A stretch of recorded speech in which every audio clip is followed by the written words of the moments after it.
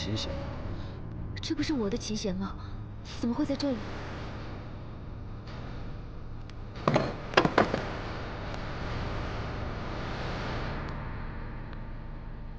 拿刀来，扶着他啊！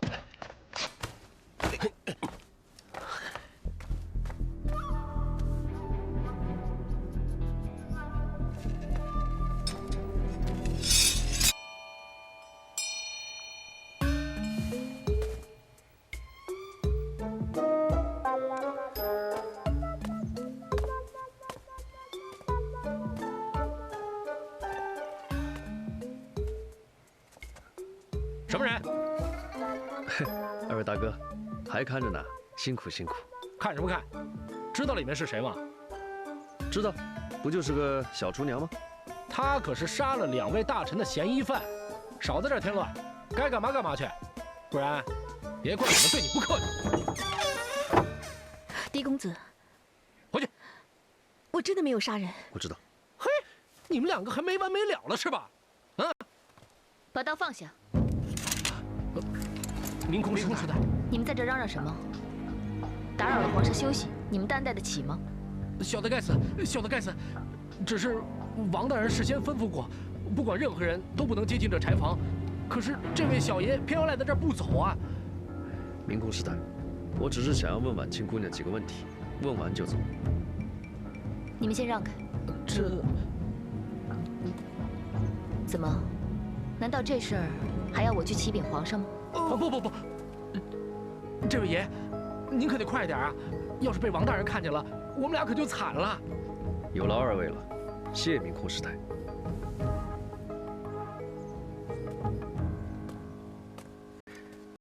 婉清，伤势怎么样了？多亏了梦瑶姑娘，血已经止住了。哦，屋子里面冷吗？你放心，我会尽快抓住真凶，帮你洗冤。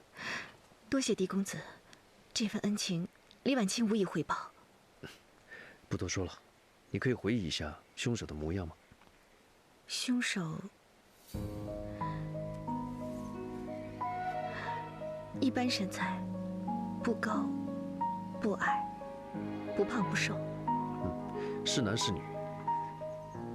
从头到尾都未发出个声响，但是武功极高，所以我判断应该是个男的。好，先委屈你一下，我一定会尽快抓住真凶。客气。明空师太，没想到狄公子还是个情种啊！明空师太见笑了，我只是觉得婉清姑娘不像是凶手，想帮她洗冤而已。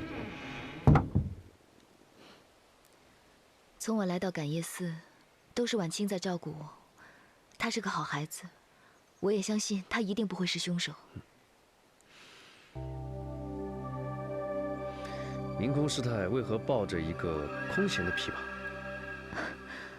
我正准备去帮皇上弹奏一曲，却发现琵琶不见了。后来在院子里面找到，结果上面的琴弦全空了。那是为何？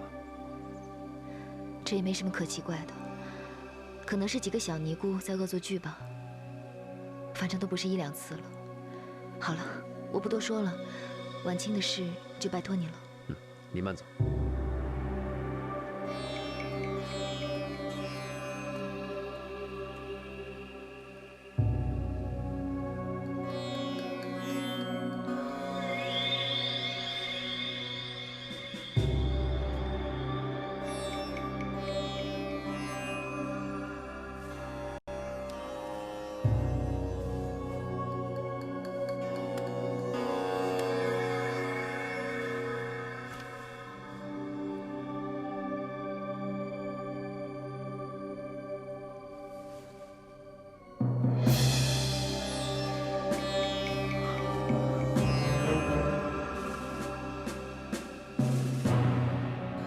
来人，诺，拿纸和笔过来。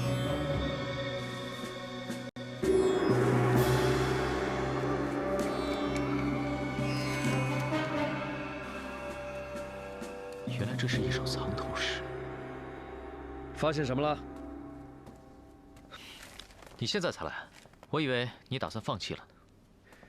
线索呢，未必在现场，真相往往在别处。如果你连现场的证据都掌握不全的话，还怎么查案呢？这是什么？这是一首藏头诗，在张大人的衣服上发现的。他把这首诗抄在了自己的衣服上。对了，昨天家父收到了一封匿名信，约在凉亭那里见，说有要事相告，可到最后那个人并没有出现。我想那个人应该就是张大人吧。所谓有要事相告家父，应该就是告诉我们谁是真正的凶手。哎，可谁知道还没来得及说出口，就已经被凶手杀害了。不过，好在张大人做事向来比较谨慎一些，将这个秘密以藏头诗的形式写在了自己的衣服上面。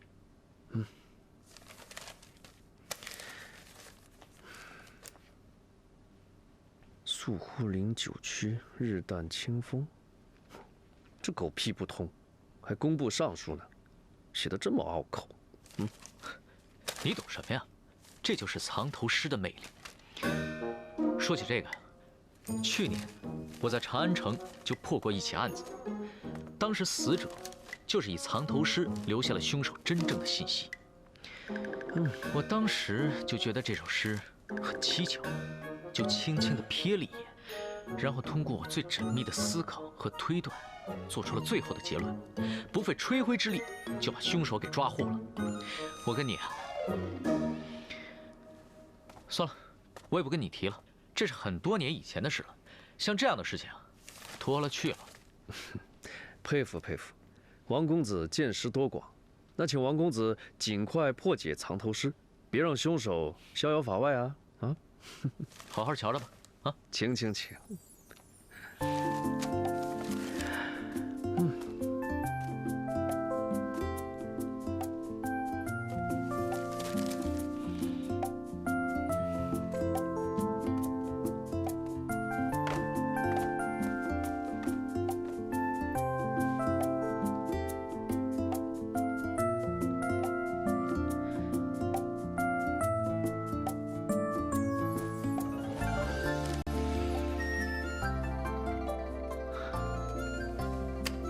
张大人，不愧是当年的状元，写一首藏头诗，还真是滴水不漏。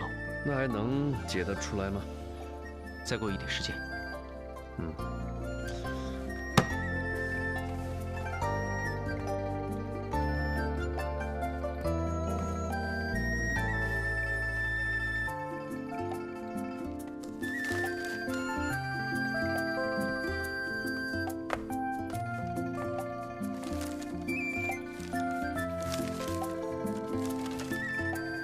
王公子，尸体开始发臭了。我绝对能破解这首藏头诗。哎，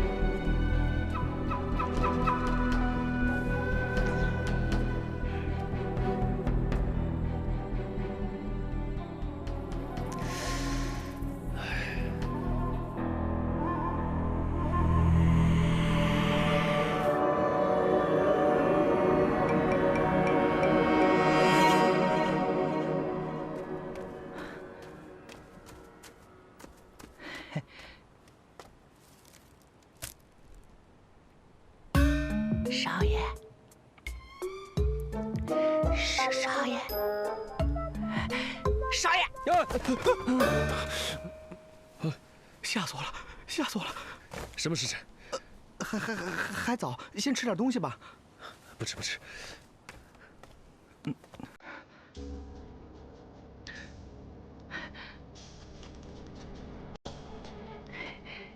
少爷，尝尝这个，跟肉似的，可好吃了。不吃。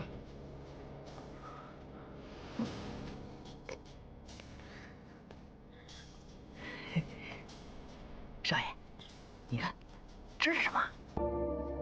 都什么时辰了还喝酒？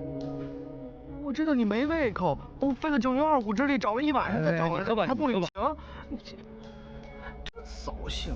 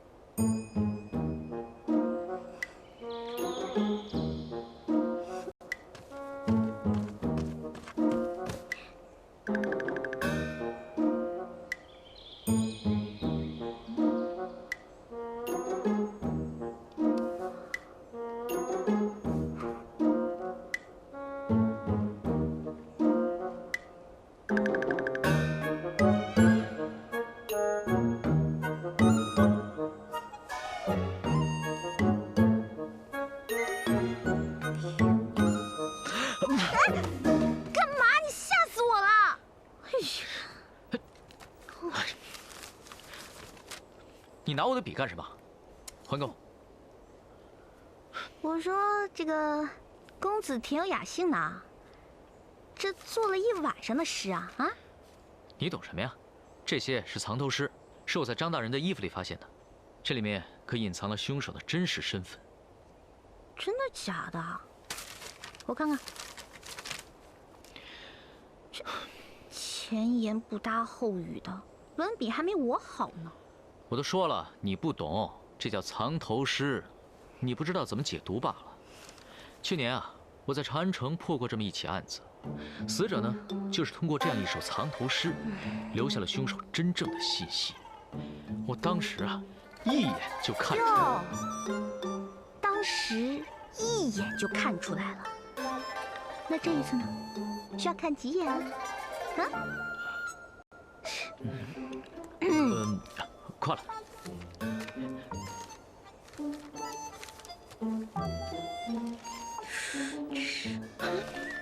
把这张还我。不给。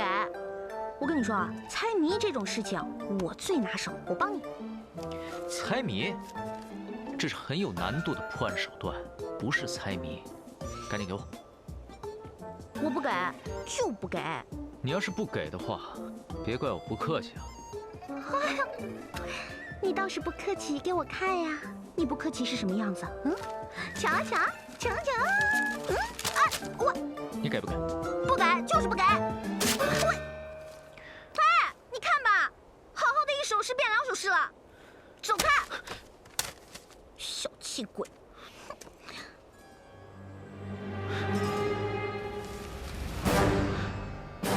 原来是这样。莫阳，你果然与众不同。你干嘛呀你？男女授受不亲，你不知道啊？干嘛占我便宜啊？我也是一时高兴嘛。我知道凶手是谁了。哎，凶手是谁啊？你告诉我呀！你给我站住啊你！少爷，是不是还没想出答案呢？那个脚印我还没想通。脚印？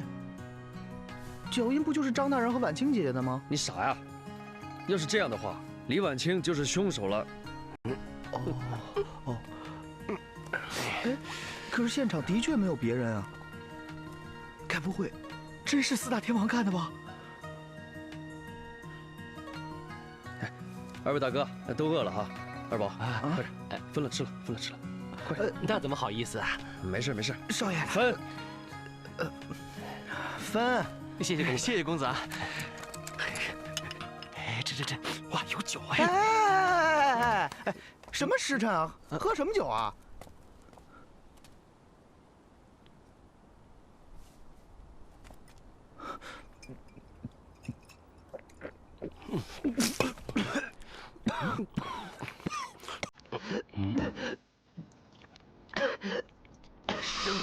真不能喝酒啊！二宝，啊？站过去。啊？这儿。站过去。前一点。酒上面。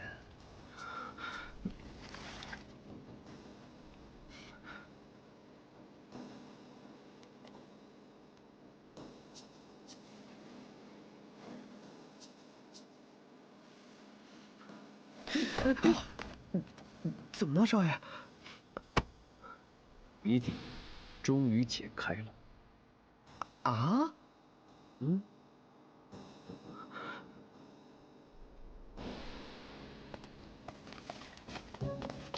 哎，我终于把这个藏头诗给解开了。王公子真的确定这次解开了吗？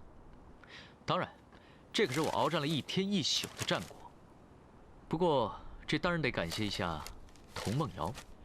如果不是她的话，我还在原地打转呢。他？他们俩怎么混到一块儿去了？对呀。哎，你们俩不信是吧？如果不是本姑娘帮忙，你说，凭她这个猪脑子，能想出来吗？再说了，我早就已经提醒过你们了，本姑娘呢只是深藏不露，并不是你们想的那么笨，懂吗？说他怕，他还传上，不过是拖油瓶。哎，谁是拖油瓶？你说谁是？没有，没说你，说二宝。你说你是不是拖油瓶？说。我是拖油瓶。对。哎，我真是拖油瓶。住嘴！行了，认真一点啊。这件事情你们有头绪了吗？需不需要本姑娘我帮你们指点迷津啊？哎，不需要打扰您老人家了，我们自己解决。看样子，你不会还没有头绪吧？我看是时候把所有人都叫来了。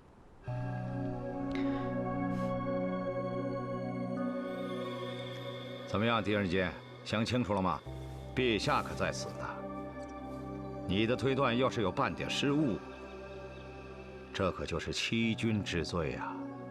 王大人，此话严重了吧？哎，狄仁杰，你只管把自己的推断说出来便可。陛下英明，自能明辨是非曲直。是，陛下。现在我为诸位重现凶手行凶的过程，请等一下。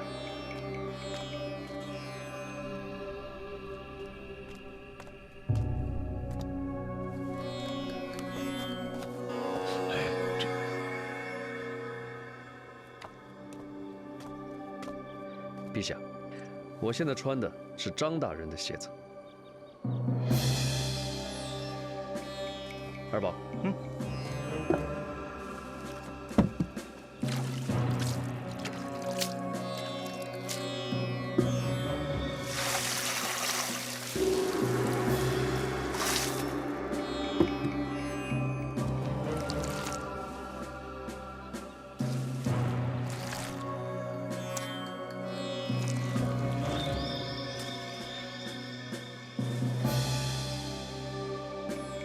陛下，请。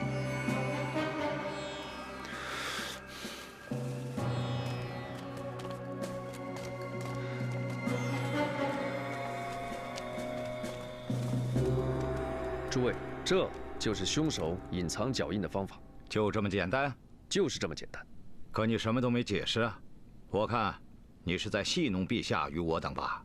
狄仁杰，你是认真的吗？当然，正如草民之前的推断，凶手在别处杀害张大人，再把尸体抬回这个房间，再用刚才的方法伪造房间里面只有张大人和李婉清的脚印。可是凶手行凶的时候，外面正在下雨，无论他怎么走，地上都会留下脚印。你这个推断漏洞实在是太大了。我们都被凶手蒙骗了，凶手不是在下雨的时候杀的，而是在下雨之前杀的。下雨之前，地是干的，凶手就在泥地上伪造了张大人进屋的脚印。凶手先泼湿泥地，再踩上去，而且踩得很深。所以，下雨之后，伪造的脚印还是存在的。同时，凶手也利用了下雨，把自己进屋、出屋的脚印洗得一干二净。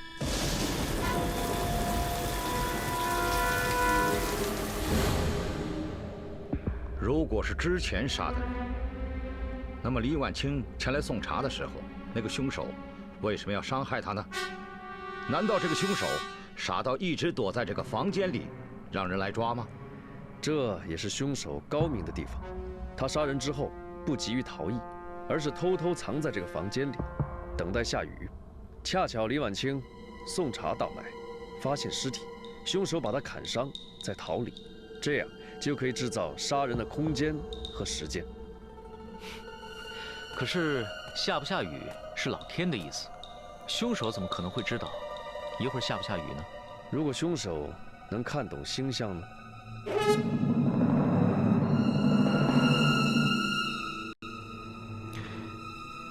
周道，这里看得懂星象的，大概只有你这个礼部尚书了吧？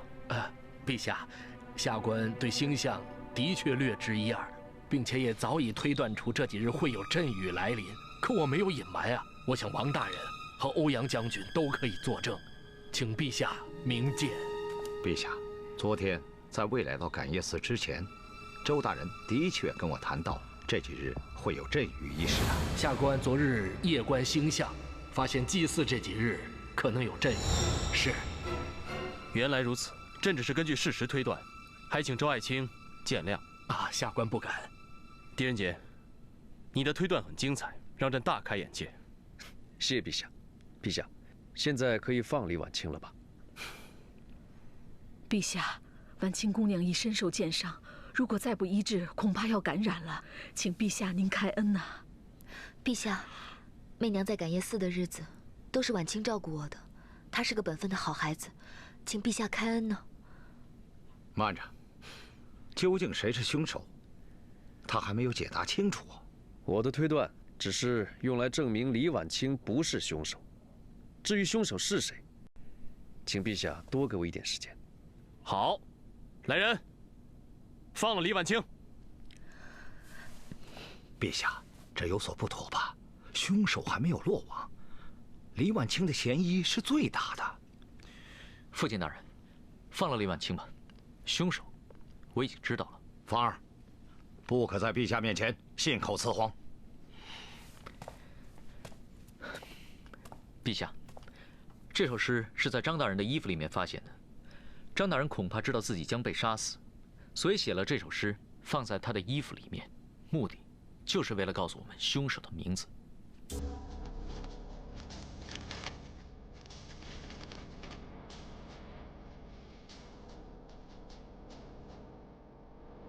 这藏头诗朕也读过不少，自己也曾做过。可是这一首诗，朕看不出来有任何特别啊。陛下，这根本不是一首诗，是两首。从中间撕开，就成了两首诗。我猜出来的，厉害吧？这第一首诗的上半部分与第二首诗的上半部分组成了一首诗，也就是“疏忽临九曲，日旦清风发。莺珠班茜赋，夏天冲水花”。这第一首的下半部分与第二首的下半部分组成了另外一首诗：“熏然耳目开，春风一朝生。容易赏明贤，常闻达大家。”可是朕还是看不出来这其中有任何端倪啊。陛下，不是所有的藏头诗一定要把字藏在诗句的最前面。芳儿，不得无礼。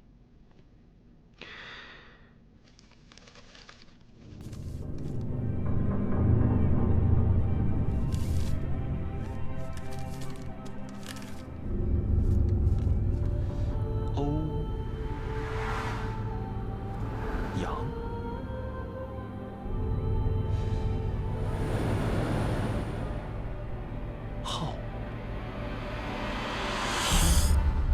阳昊天。啊，这速速捉拿欧阳昊天！ 诺。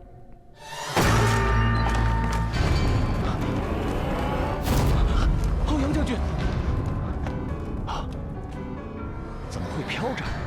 是不是见鬼了？不，是琴弦。这不是我的琴弦吗？怎么会在这里？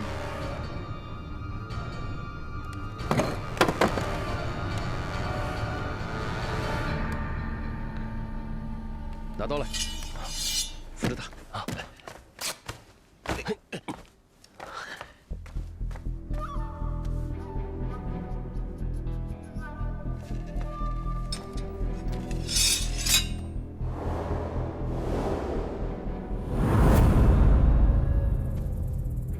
他的身体已经僵硬了，初步估计应该死了有2、3个时辰了。还有他的脖子上面有明显的勒痕，初步估计应该就是被这根琴弦勒死的。阿弥陀佛。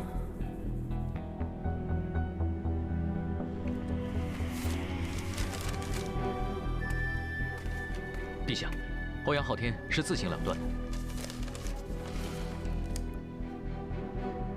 不错，这个是欧阳昊天的字迹。既然他都承认了赵双全和张继鹏是他所杀，陛下，我想这个案子应该可以告一段落了。我的妈呀，总算破案了！谢天谢地，谢天谢地，谢谢王母娘娘她二姨。看不出来，你还挺有2下子的嘛。当然，我破过的案子都比这个大多了。哎，我想问一下，你每天不吹牛，会死吗？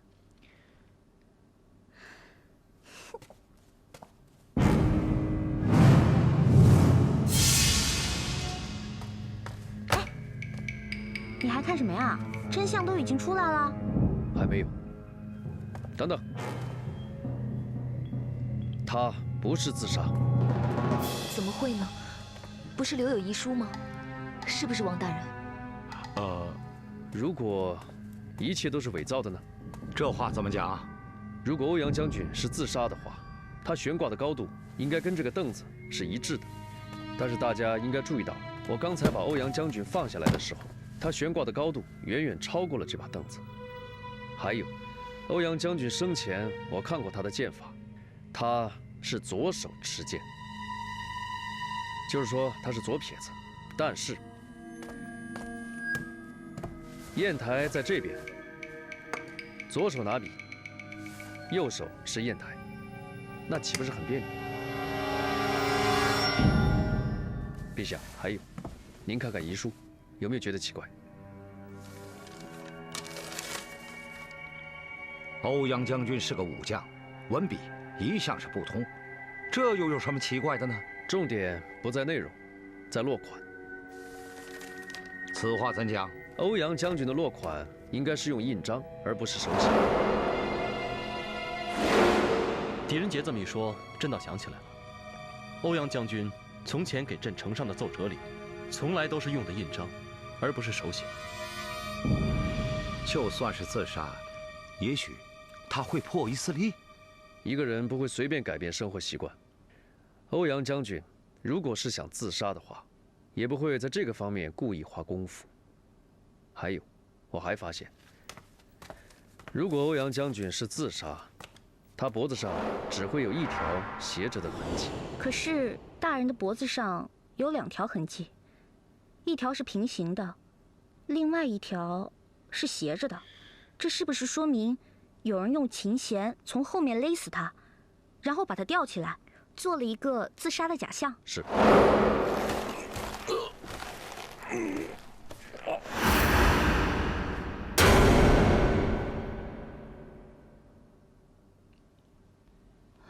陛下，就算是他杀，欧阳将军武功高强，怎么那么轻易的能从后面把他勒死呢？难道是天王的诅咒？吃过天，持国天的诅咒。周大人，这世上根本不存在诅咒。那究竟是谁呢？有人可以，因为那个人一直跟欧阳大人在一起。什么？这怎么可能？有可能。看这个佛龛，供着2尊佛像，2盆水果，但是有3个杯子。中间这个杯子没有香灰，而且有茶味。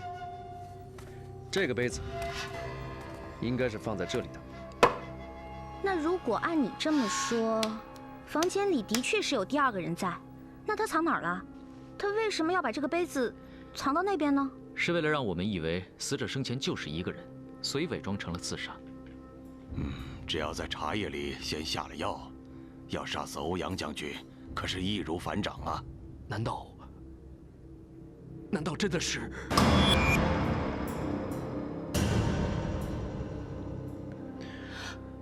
不是我。凶手不是明空师太。对，能和欧阳昊天平起平坐一起喝茶的人，绝对不是明空师太，这于理不合。能把欧阳将军调上去的，肯定是一个武功高强之人，要不然就是一个身材高大有力之人。明空师太身材既不高大，也不会武功，所以不是他。哎呀，这个也不是，那个也不是，那凶手到底是谁啊？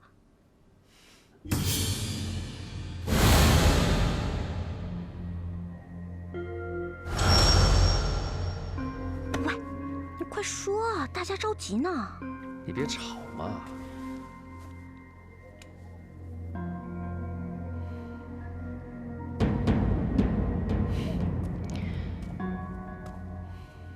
其实杀人凶手就是你。我？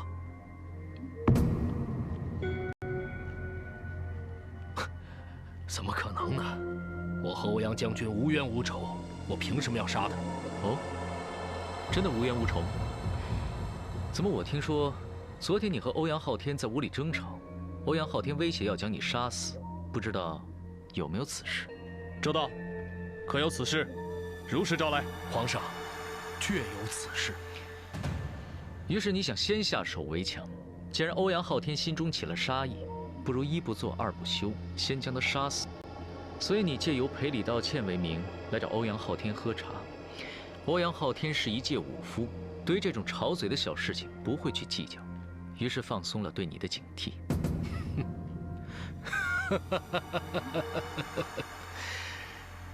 很好笑吗？说得好，说得好。只可惜，这一切都是你的假设。证据呢？你有什么证据证明欧阳昊天就是我杀的？他死的时候，在场所有人都有机会可以杀掉他。怎么了？证据？你知不知道，当你潜入明空师太的房间偷琴弦的时候，你丢了一件可以证明你身份的物件？什么？就是这块玉佩。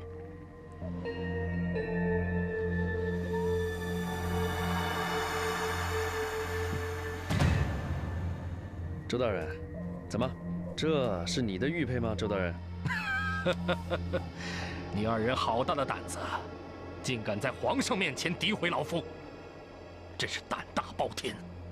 是否诋毁，就亮出你的玉佩，让大家做个见证。玉佩好好的在我身上，我若拿出来，你又怎样？那小的就向你磕头认罪，要杀要剐，随你处置。好，这可是你说的。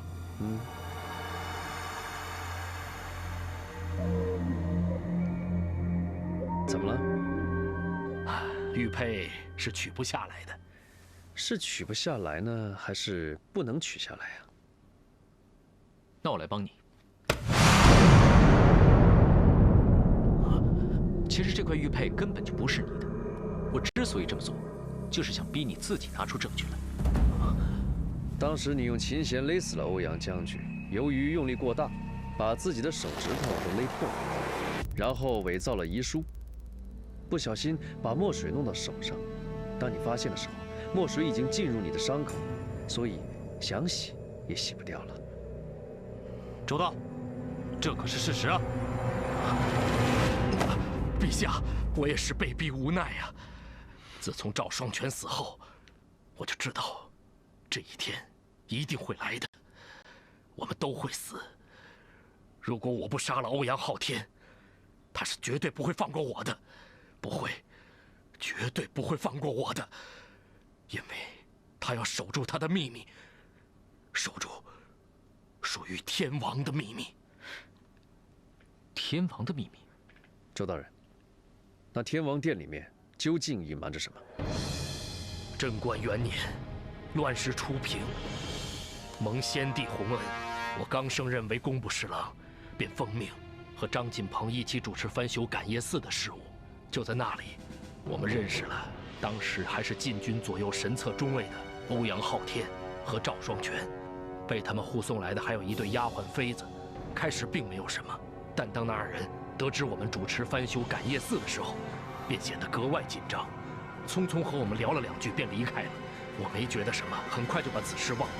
可是，就在第2天晚上，我二人正在厢房算账。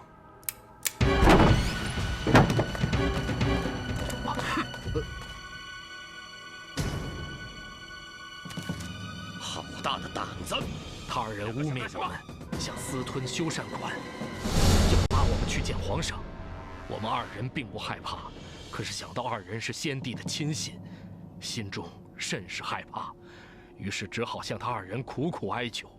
终于，赵双全答应不向先帝告发此事，但是要我们拿出修缮款的1半，与他二人平分。继续，我二人当然是不肯答应。重修感业寺的钱1分1毫都不能乱动，更何况与他二人平分，到时候重修费不够，胡乱完事，先帝是要怪罪下来的。可是欧阳昊天却说：“这天王殿推倒重来，岂不是浪费？我教你个办法，不用重塑，仅在外墙重新刷漆，给佛像涂上金身，保准跟新的一样。”哎，在万般无奈之下，答应了他们的要求。可是他们二人走后，我感到很诡异。偏偏欧阳昊天提到天王殿的翻修，难道在天王殿中藏着什么不可告人的秘密？我将我的疑惑告诉了张侍郎，于是我二人决定夜探天王殿。我记得那天是一个雨夜。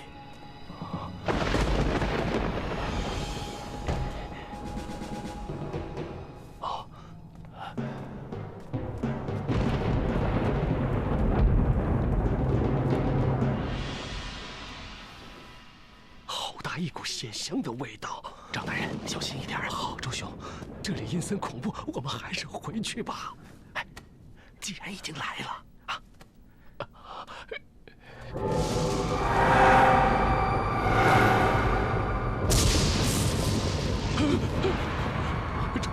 周兄，曾长天在哭。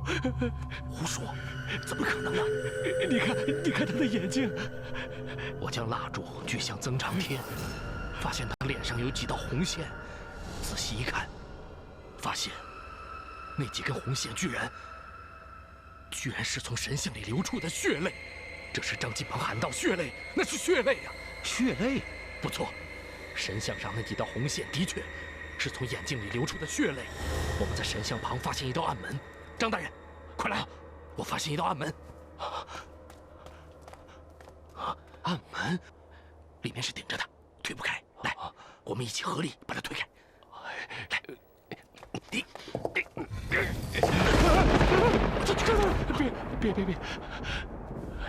没事啊。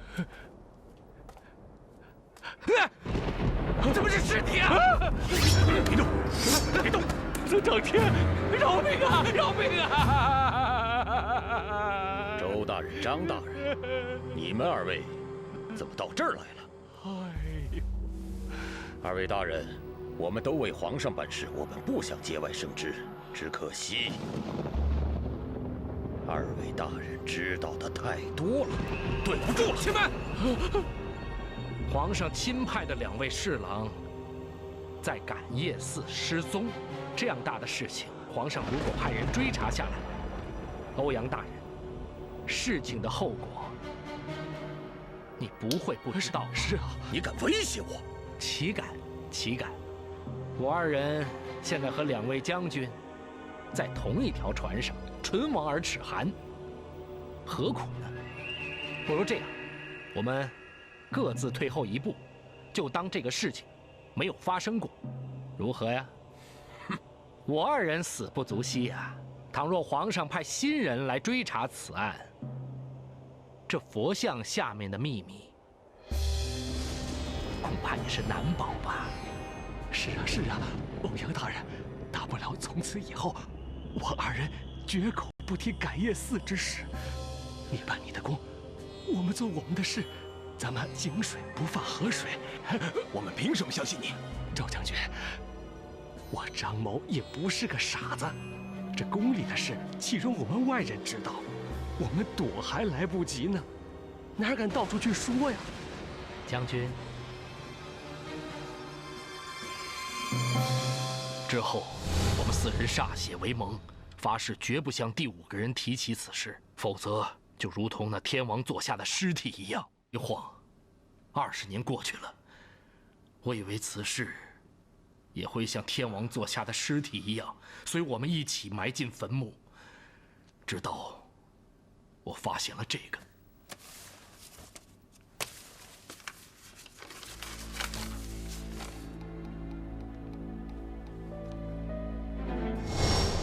我知道，我们4个人里，终于有人熬不住了。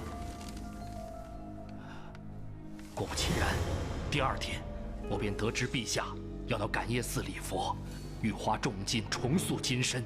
我生怕20年前的事情败露，于是毛遂自荐，随陛下一同下到感业寺。现在想来，这一切都是欧阳昊天的阴谋。其他2位大人，想必也收到了同样的东西吧？果真是因果循环，报应不爽啊！师太，我在这佛门清净之地犯下如此污秽之事，实在惭愧得很呢。阿弥陀佛，生死死生，生生死死何时了？色空空色，色色空空何时消？周施主，观一切有为法如实相，所谓无常、苦、不净、不久住，刹那生灭，非为前既生，非为后既来，非为现在住。天女散花，花不沾衣。周施主，放不下的只有你自己呀。唉，如果欧阳昊天和我能早日受到师太这般指点，或许就不会有今天了。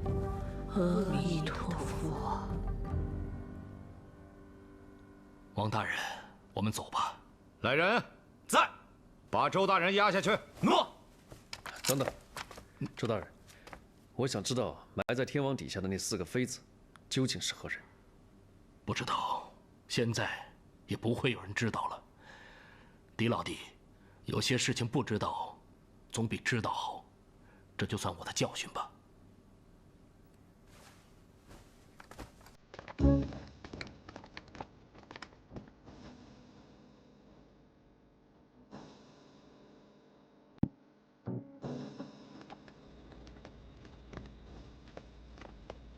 哎呀，可算是破案了，今天总算可以好好睡一觉了。不过我完全没有想到，你们2个居然可以一唱一和，一起破案。哎，姑娘，你可千万不要误会啊，我俩并没有联手破案，只是碰巧了，意见相同而已。到底是谁？喂，什么到底是谁？哎呦，一个人想什么呢？很痛啊，你知不知道？莫非你还在想20年前的案子吗？那个周道说话不尽不实的，我总觉得他掩盖了一些很重要的东西，还有很多谜底没解开呢。我想明天禀明皇上，把天王底下的尸体挖出来，看看有什么可以证明他们的东西。哎，既然此案已经告破了，与此案无关的事情，你又何必再节外生枝呢？你不觉得那4个妃子死得很惨呐？如果到最后还不能确认他们身份的话，岂不是很可怜吗？哼，说了半天还是为了女人啊？这跟女人有什么关系？怎么会没关系啊？你想一想，如果那下面埋的是4个男的，你还会那么有热心吗？好像有点道理哈。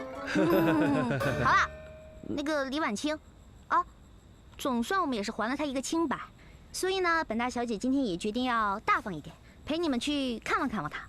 啊，不过我看你不去看，走了。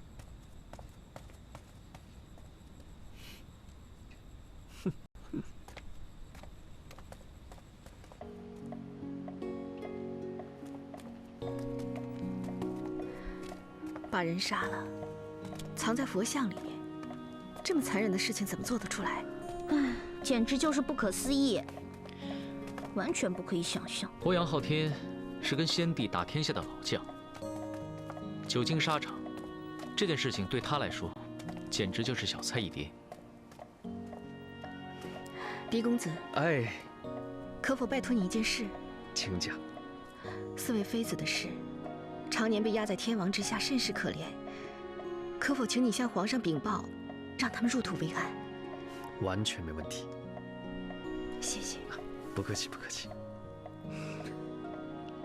婉清姑娘，我觉得你好善良啊，哪像有的人啊，一天到晚只知道找证据啊，找证据，找证据啊，找证据啊。什么事啊？没事。婉清姑娘，你心眼好，菩萨一定会保佑你。可能我从小就是孤儿，自幼在感业寺长大，所以才会感触比较深吧。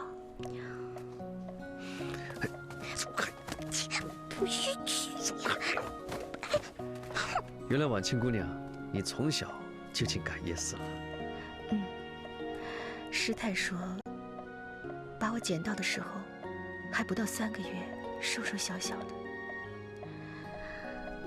小虎啊，怎么回事啊？干嘛老提人家不开心的事儿，对不对？啊，没什么。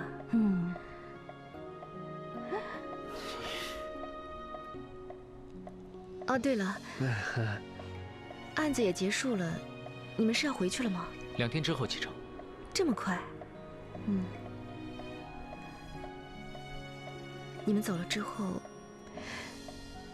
这里又要冷冷清清了。怎么会呢？你看，如果没事的时候，我啊，小虎啊，是吧？我们都会回来看你的啊。哎，谁要跟你来？我自己来。我偏要跟你一块儿来。吵得要死！别吵啊你！吵死人了！来，进去吃饭去。哎，你们2个给我站住！走。婉阳姑娘，来，婉清。小虎。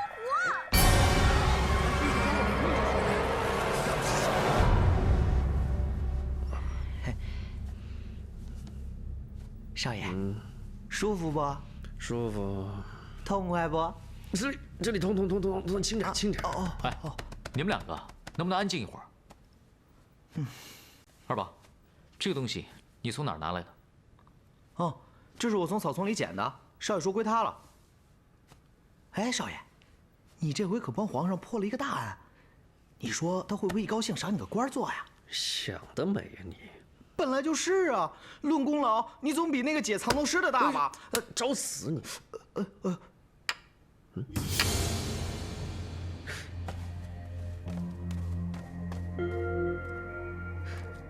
怎么能贴在一起？有机关吗？好像是，可这个跟案件有什么关联吗？哎呀，我说你们别老疑神疑鬼的好不好？感觉什么都跟案件有关联。不过你说那个张大人也真是的，人都要死了，还吊什么书袋写什么诗啊？有时间抒发情感，就没时间逃命啊！哎，二宝，你再说一遍。我说你们别老疑神疑鬼的。不是这一句，最后那句。最后，我说他有时间抒发感情，就没时间逃命吗？错了，全错了。什么全错了？欧阳昊天周到，都错了。你说什么？我们为什么把这一点忽略了呢？这案件还没结束。什么意思？二宝，纸笔。哦。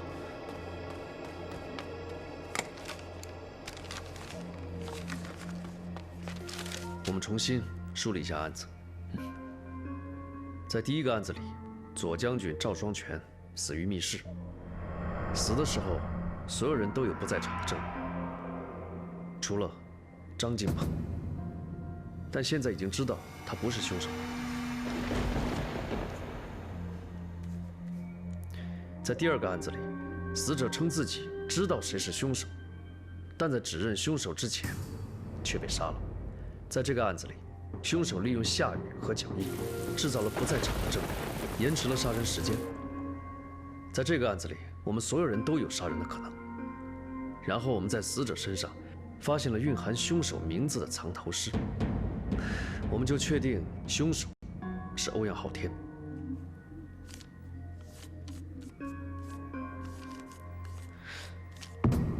可是，这有什么不对的吗？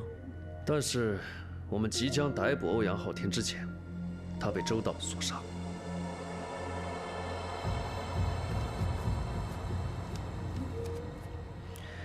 而周道杀欧阳昊天的理由，就是猜到他是前几次凶案的凶手，为求自保，把他杀了。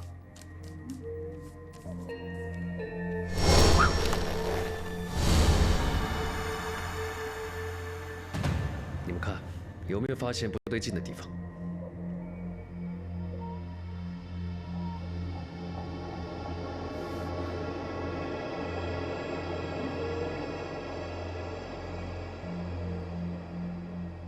我知道了，是欧阳昊天。对，就是欧阳昊天。当所有人都指认欧阳昊天是凶手的时候，我们却没有足够的证据去证明这一点。不是有藏头诗吗？就是这首藏头诗，把我们引向错误的方向，让我们忽略了案发现场留下的疑问。在第一个案子里，当所有人都有不在场证明时，凶手如何杀人？在第二个案子里，所有人都有杀人可能的时候，我们如何确定凶手？那你的意思是质疑我的推理，认为我解读的藏头诗有错喽？不是，你解读没错，关键在于藏头诗本身。藏头诗本身怎么了？我在想，张晋鹏留下的死亡讯息，是不是本身就是个陷阱？怎么可能？那首藏头诗绝对是张晋鹏亲手所写的。问题不在于诗是不是他亲手所写，而是什么时候所写。这个问题，是二宝刚才提醒我的。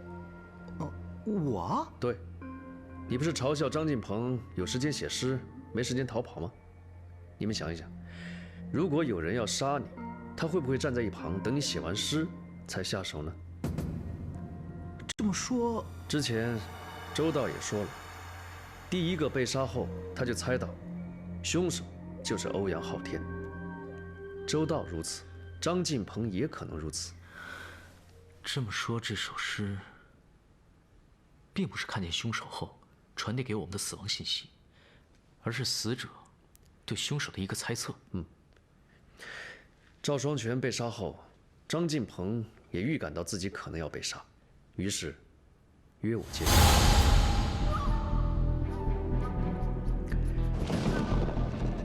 他怀疑欧阳昊天就是凶手，所以匆匆把他的名字写成藏头诗。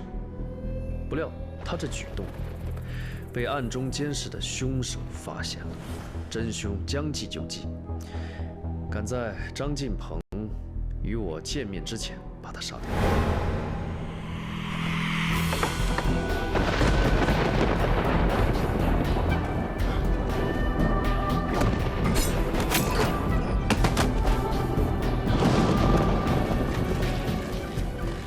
并成功将杀人的罪名推到了欧阳昊天身上。正是如此。可是，当年犯案的4个人，要么已死，要么被捕。那凶手到底是谁啊？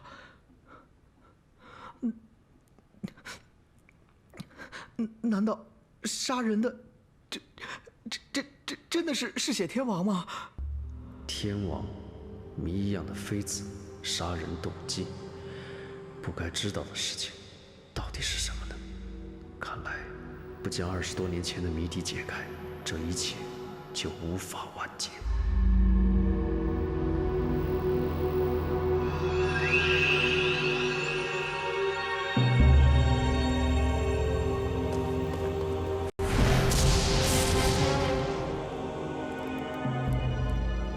参见主上。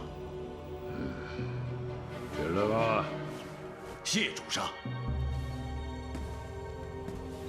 主上英明，那李治果然沉迷在感业寺的温柔乡里，不能自拔，更无心朝中之事。一群废物，都离不了女人的裙子。李家的后人真让人汗颜呐！这感业寺最近闹鬼，跟随的大臣都相继毙命，大家都说是天王在杀人。闹鬼？世间有鬼的是人的心理，看来是有人要和李治过不去。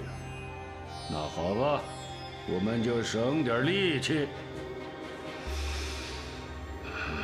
让他们先折腾，不要擅自行动，等一切原形毕露再做决定也不迟。是，主上。去吧。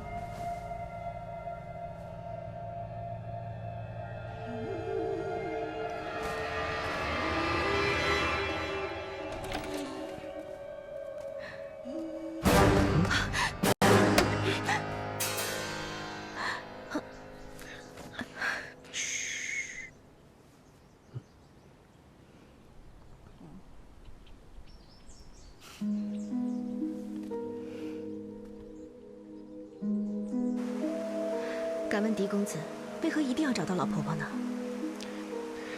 与20年前案子有关的人，现在只剩她。若不解开妃子的死亡之谜，天王杀人也不会结束。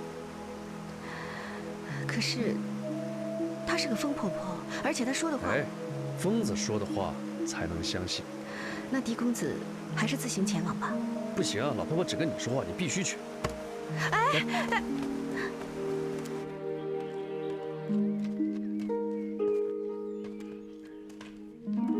等等，老婆婆不喜欢陌生人，所以你不要乱讲话，跟着我就好。好。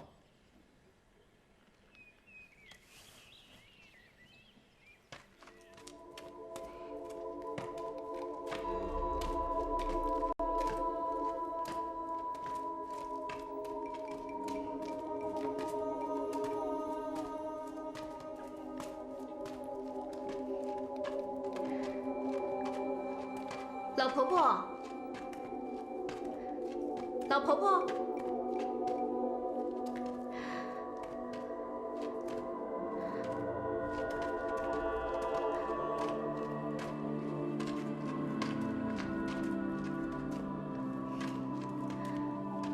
老婆婆，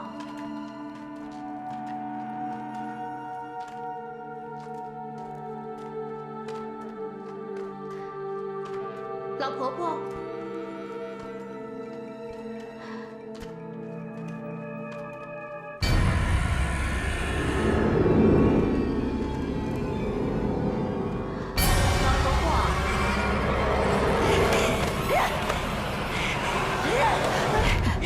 老婆婆，不要，别过来！别杀我！老婆婆，别杀我！不要怕，是我。别杀我！老婆婆，别怕，我是婉清的朋友，我们之前见过的。婉清，是婉清的朋友。婉清好，婉清好。老婆婆，我们今天来是想问你一个问题，有关于天王。天王？对，就是天王殿里的天。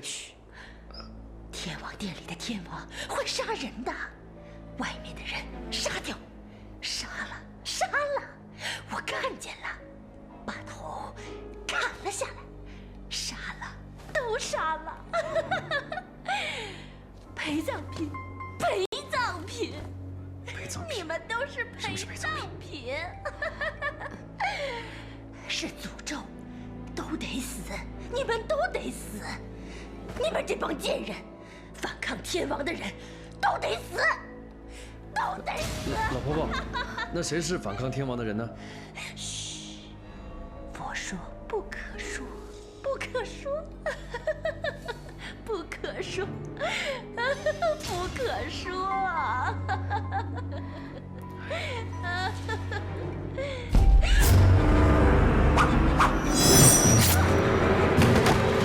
老婆婆，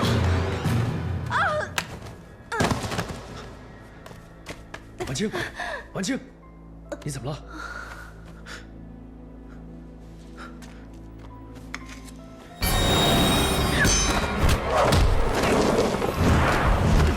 谁？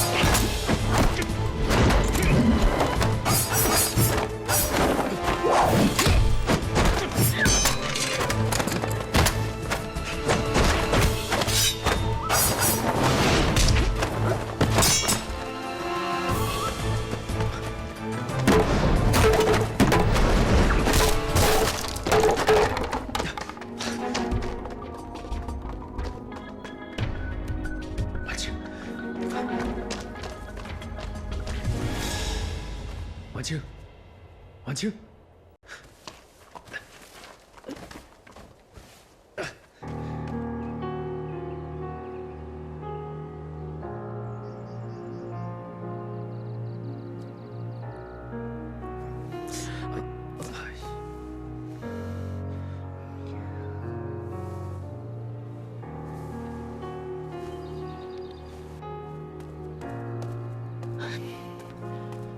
现在唯一的线索也断了，你说怎么办吧？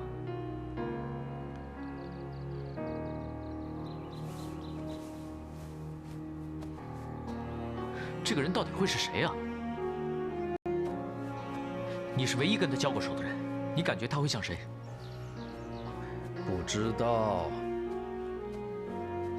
只是什么？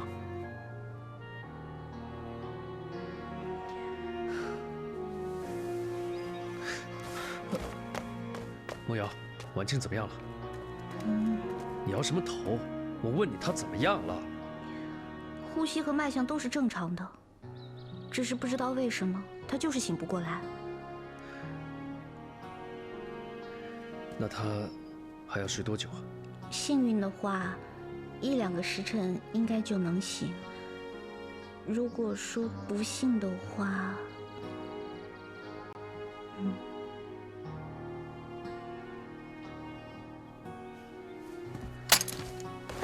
小虎，你去哪儿？小虎，你干嘛呀？让他静醒。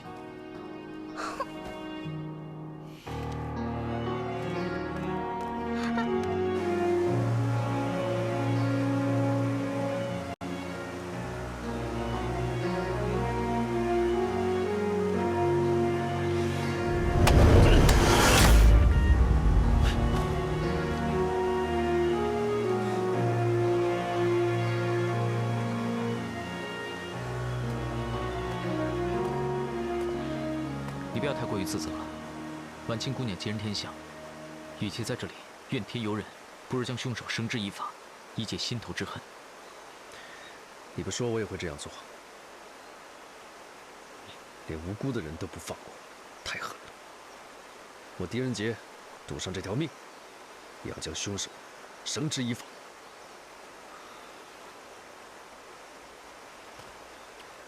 王兄，之前与你抬杠，真是不好意思。事到如今，请你助我一臂之力。我会的。哎，对了，你们在山洞里究竟发现了什么呀？没什么。我刚想问下去，凶手就出来把疯婆子杀了，而且凶手还戴着天王的面具。看来这个凶手早就注意到你们了。应该是这样。他不想让你知道20年前的事情，因此杀掉了疯婆子。看来你是对的，凶手隐藏在我们当中。如果凶手不是4位大人其中之一的话，那就是4大天王。周大人，我先去周大人那里，你去找我父亲。好。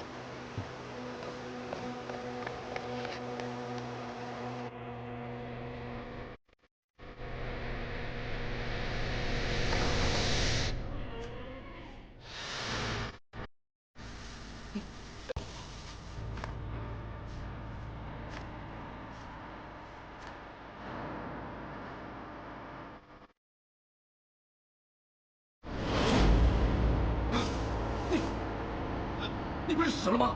你是谁？你怎么进来的？你不要杀我！来人！来人啊！救命啊！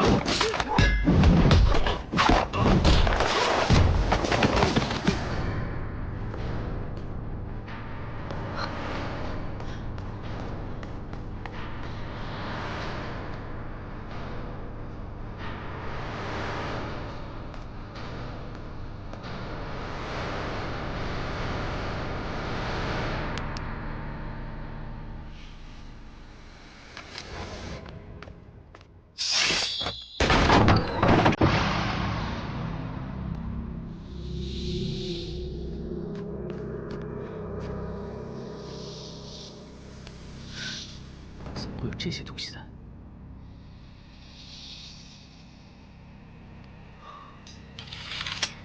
云峰，二宝，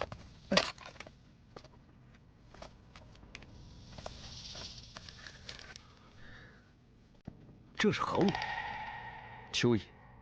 蛇对蚯蚓的体液异常敏感，凶手就是用这个把蛇引来的。哼，这回是身缠蟒蛇的广目天王杀人，好嘛，4大天王聚齐开会了。可惜，我们又来晚一步。究竟是何人，竟敢如此将我们玩弄于股掌之中？王师伯，晚辈有一个问题，不知道当问不当问。你说，赵将军死的时候，杜太傅提起过你跟赵将军不和，说你嫌弃他出身低微，不配做将军之位。怎么？你现在又怀疑我杀了赵双全？晚辈不敢，只是想打听一下赵将军的身世。你是说赵双全？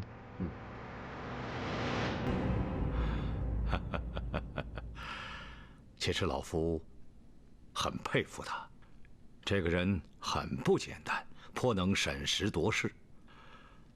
他和欧阳昊天原本是尹太子李建成府中的小小的府兵头子，原本在仕途上毫无前途可言。不料，在玄武门一役中，二人突然倒戈，背叛了李建成，拱手交出东宫，使得先帝兵不血刃，拿下了太子府。从此一战，二人成名，突然摇身一变，变成了先帝的亲信。从此以后，仕途平坦，步步高升。这么说，欧阳昊天和赵双全是李建成的旧部？确实如此。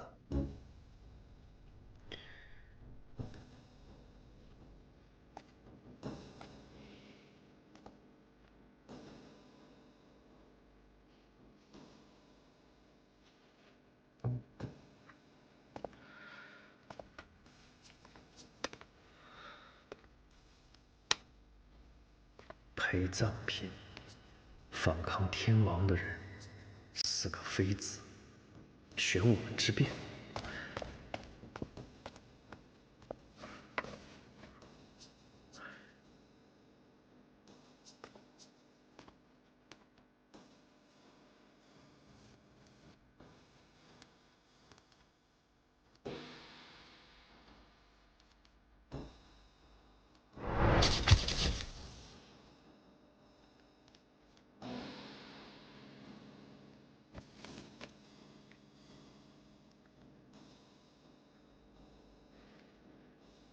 到底什么地方有些联系？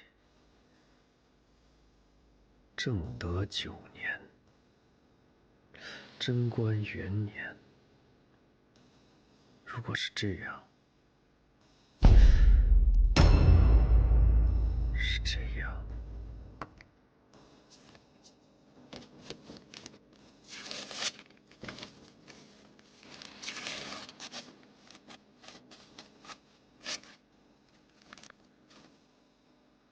是这样的。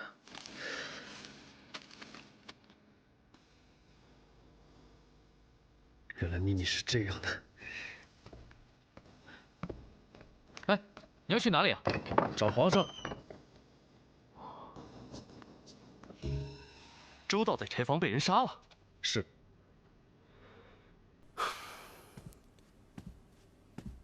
如此说来，你们怀疑这个凶手另有其人。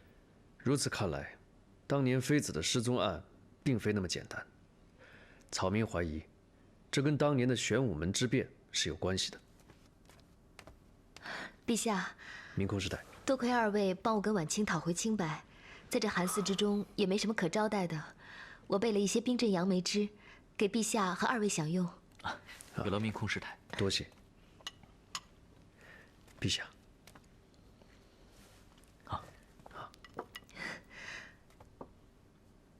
看来很好喝啊。难为小小的感业寺也藏得有冰啊。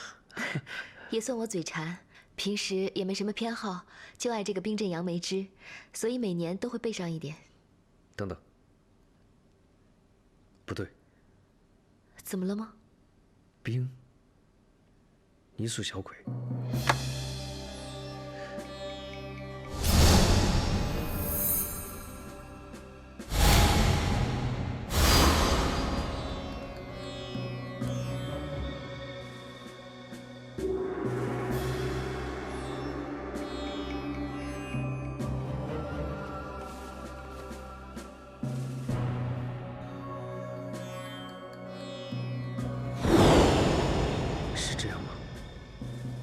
是有什么不对？有什么不对吗？请问明空师太，这冰窖谁掌管的？因为这冰比较珍贵，一般只有我和几位师太知道。那就说得通了，所有的谜题都解开了。杀赵将军跟张大人的，就是他。狄仁杰，你把大家都叫到这个房间来。到底是想玩什么把戏？回禀陛下，我想在此解开赵大人被害真相。王兄，其实凶手用了一个很简单的机关，大家请看这里。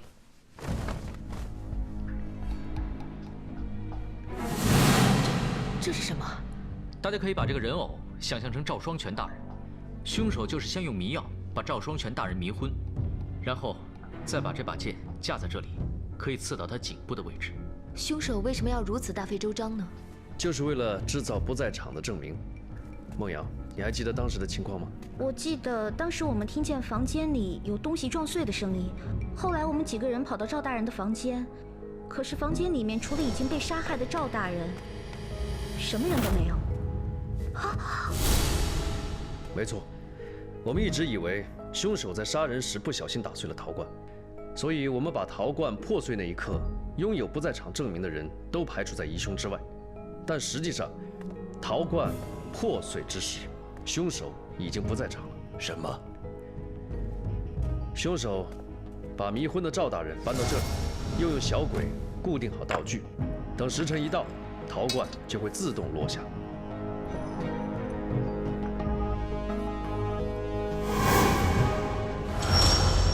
可是，怎么才能让这个陶罐落下？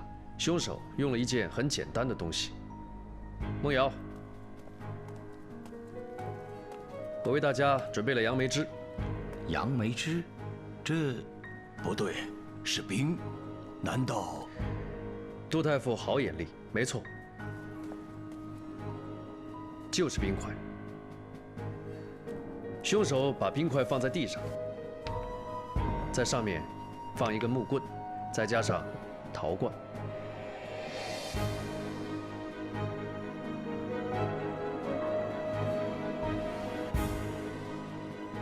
等冰块渐渐融化，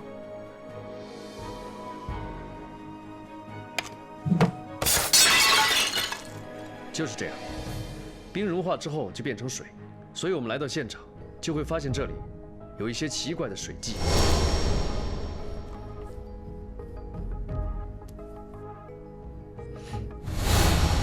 可是照你这么说来，任何人都有可能设这个机关，害死赵大人。可以说是，也可以说不是。此话怎讲？我一直没有解开这个机关，是因为我不知道感业寺有冰窖。可是今天明空师太送来杨梅汁，我才发现这个秘密。冰在此地很珍贵，感业寺里面只有4个人可以自由进出冰窖，那就是明空师太、眼文师太、慧元师太，还有李婉清4人。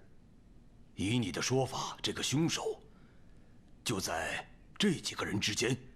没错，少爷，您错了吧？怎么可能？师太们慈悲为怀，普度众生。婉清姐又那么温柔，那么漂亮，怎么会啊？不知道大家有没有注意到，其实这个机关有小小的瑕疵，就是凶手杀人之后又赶回来，冒险收回道具。收回道具？少爷，你说的是这个吧？对，还有小鬼。凶手一定要在杀人之后冒险回来收回道具，不然的话麻烦就大了。所以，凶手一定要装着是第一个看见尸体的人。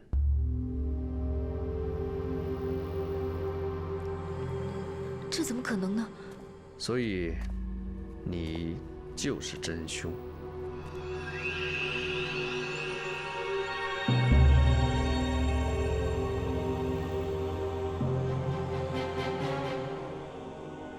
你算好陶罐掉落的时间，然后跟眼文师太去查访。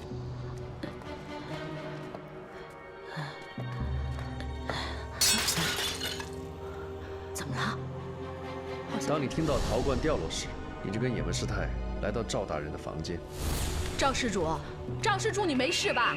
赵，门没锁。赵施主，赵施主，死了！阿弥陀佛，快叫人去！是，快去啊！你用行动不便为由，叫眼文师太去叫人。这时候，你快速进屋，把小鬼、木棍跟冰块收掉。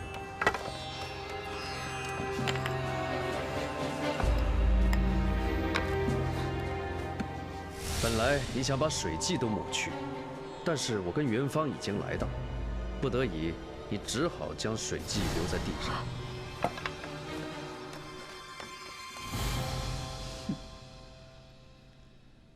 师太怎么可能杀赵大人？不可能的。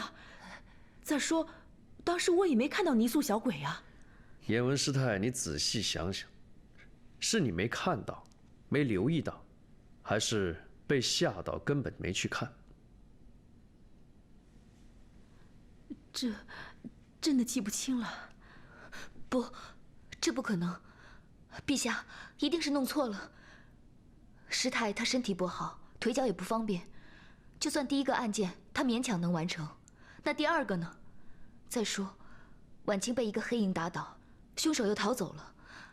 以师太来说，她根本不可能做到的。对呀，这泥塑小鬼是从何处寻来？怎么就见得他是凶案现场之物？狄仁杰，这2点你如何解释啊？陛下，泥塑小鬼是我家家仆二宝在感业寺后院发现的。本来我以为是普通的玩偶，没有在意。但是元芳兄意外发现2个小鬼可以背靠背贴在一起，所以我就把这个跟案件相关联。我想，应该是凶手销赃不及时，意外留在草丛，对吗？